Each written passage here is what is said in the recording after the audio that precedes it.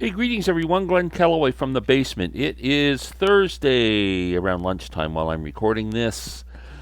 I have been kind of drawing a blank on video ideas for the last couple of days. I got a couple of new CDs and stuff, but I'm going to wait until the weekend because I'm going to go record store days coming and all that. But I'm stealing a page from my good friend Larry Graves, the Canadian stud muffin today. I'm pulling 12 random CDs from my collection. Now, you can't watch me pull them because I'm attached to a cord. I can't run over there like Larry does with his $4,000 camera and big setup. You know, he's got that big studio. So I had to do it ahead of time. So you'll just have to trust me that I pulled 12 random CDs. I'm going to show you what I pulled, and then I'm going to put them in some kind of an order, but you're going to watch me put them in order because, again, I can't, like, I'm not a fancy editor like Larry. I didn't go to university to study editing like Larry. I couldn't afford school. So, Marshall Tucker Band, New Year's Eve live in New Orleans. Steppenwolf Monster. Steve Earle, Del McQuarrie Band, The Mountain. REM Document. 10 years after, Cricklewood Green. Ringo. Miles Davis, Sketches of Spain. A great Canadian songwriter, Willie P. Bennett. Rolling Stones, Blue and Lonesome. Tragically Hip, Fully Completely. Led Zeppelin, In Through the Outdoor. And Exodus, Bob Marley. Now, unlike Larry, I pull like interesting CDs. I just don't pull garbage that he pulls off sometimes. Some of that stuff, man, sparks. And okay, so I'm going that one number 12. I'm going that number 11. I'm going that. No, I'm going that number 12. 11. So record store day Saturday. Anybody going? I am. I think I've mentioned I got my eye on one album, this John Hartford reissue of Morning Bugle. It's like I can't even sleep thinking that it's coming out on Saturday morning. I will be first in line at my local record store to get it. Oh, man, this is hard ranking these things. Very hard. There's some good albums here. What would be number one? I don't even know. Wow, this is really hard. The last five are really good.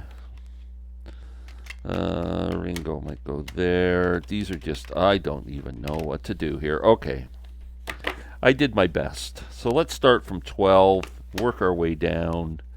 I'm putting last In Through the Outdoor, Led Zeppelin. It's okay. You know, it's. I think Led Zeppelin was tired. I'm of the opinion. People always think, well, if John Bonham hadn't have passed away, um, they would have kept going, but they wouldn't have gone for much longer. I don't think. I really see a tiredness seeping in with um,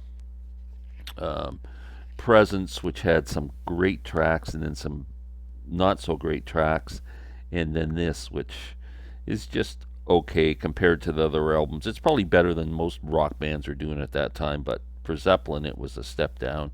In the Evening's not a bad song. Hot Dog, I really like Hot Dog. A lot of people put it down. Um, anyway, it is what it is, and it was a stupid presentation with that stupid thing and the different covers, and who gave a crap? Just I don't know. Just I'm crapping on Zeppelin. Sorry for you Zeppelin fans. Number 11. I think there's 12. Number 11. Marshall Tucker Band. New Year's Eve in New Orleans. Roll Up 78 and Light Up 79. This is actually a really good album. I was a Marshall Tucker fan. I like the fact that they added like horns and a bit of a jazzy sound to their albums. Plus, they were great musicians, and Doug Gray was a great vocalist. This came out in 2019. It's actually pretty good if you're a fan of Marshall Tucker and hadn't heard this. It's got a lot of great songs on it. Fly Like an Eagle, Long Hard Ride, Fire on the Mountain, which is my favorite. Is it? I think it is. Yeah, Fire on the Mountain. That's my favorite Marshall Tucker song. And they do some great scorching blues stuff too. If you ever heard their album called Where We All Belong, oh, fantastic. Anyway, number 11. Number 10, the Rolling Stones, Blue and Lonesome. I kind of like this blues album. Um, I think Eric Clapton guested on this album, right? But they do I Can't Quit You, Babe, and Hoodoo Blues. Let's write them down. Good thing about my. Everybody knows about my good thing. All of Your Love. That's not a bad album. I don't listen to it, but it's a little better than Hackney Diamonds. Tell you that. Steppenwolf Monster. Steppenwolf just made some great records. They were just solid band that doesn't get enough love. And Monster was a really good frickin' song. But their albums are always like if you're a fan of rock music and the day with you know the heavy Hammond organ and John Kay had a great voice and good stuff.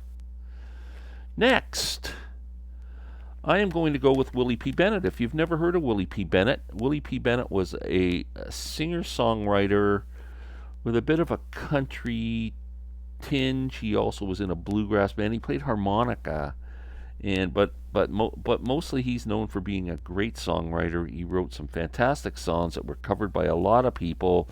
He's also the inspiration for the band Blackie and the Rodeo Kings, which was named after a Willie P. Bennett song, Blackie and the Rodeo Kings.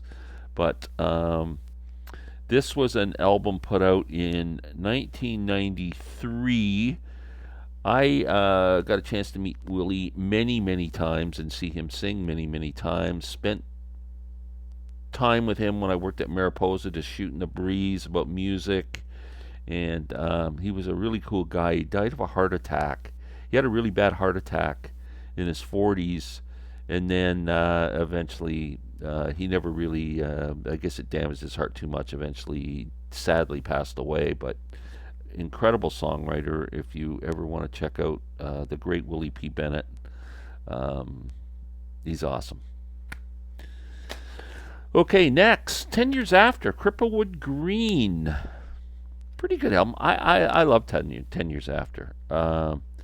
This one has Me and My Baby on it, which is probably my favorite song on this album. Not a bad album from Alvin Lee and the Boys from 1975. Next, one of the great Canadian bands, much loved in Canada, is Tragically Hip. This was, I always call it their third album. I know they had that album, Tragically Hip, that blue cover thing that came out first, but to me, Up to Here is their first big release, and then Road Apples, followed by Fully Completely, which is, those three albums are must-haves, and then after that, I found they dropped off and everything was hit and miss after that. Those were the three albums that every song is fantastic. After that, it was like some great songs mixed in with some filler. And this is one of their great albums. It's awesome. This is a 2-record set that came with a concert CD live at the Horseshoe Tavern in September 1972. Let's check this. Oh, great! It's one of those folds. Do you hate that? Don't you hate those? Just give me a booklet. Jesus Christ! How can you read this? I can't even read it because I can't remember what songs are on it. The song Fully Completely is great. Wheat Kings is on here, which is one of their best songs.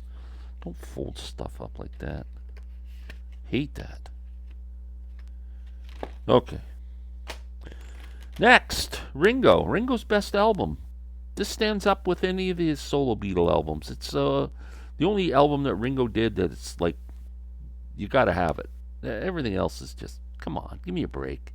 You're just buying records because it's Ringo and he was a Beatle. People are saying, oh, you gotta hear this one. You listen to them and you go, it's not good. This is the good one. It's got I'm the Greatest on it, written by John Lennon.